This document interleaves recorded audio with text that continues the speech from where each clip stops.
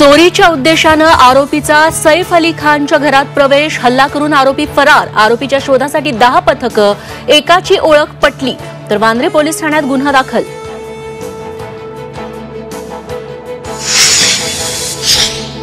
सैफवरील हल्ल्याप्रकरणी घरातील मदतनीसाचा जबाब, वांद्रे पोलीस स्टेशनमध्ये नोंदवला जबाब। सैफ अली खानवरील हल्ल्यामागे कुठल्याही टोळीचा संबंध नाही। विरोधकांनी विनाकारण भीतीचं वातावरण निर्माण करू नये, गृहराज्यमंत्री योगेश कदम यांचं विरोधकांना आवाहन।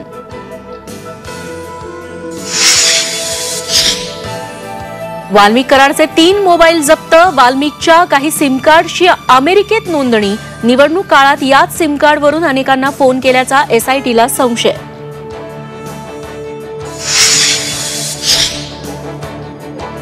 शिवसेना मंत्र्यांची आज मुक्तागिरी बंगल्यावर बैठक, एकनाथ शिंदेंच्या उपस्थितीत बैठकीचं आयोजन। बैठकीला शिवसेनेचे मंत्री नेते उपस्थित राहणार, विविध विषयांवर चर्चा होणार असल्याची माहिती।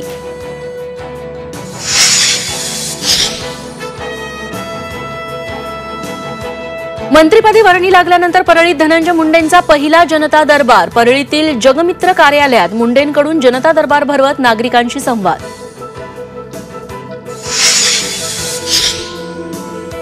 सरकारी कर्मचाऱ्यांना 8वा वेतन आयोग लागू होणार, केंद्र सरकारचा मोठा निर्णय, 1 जानेवारी 2026 पासून लागू होणार 8वा वेतन आयोग।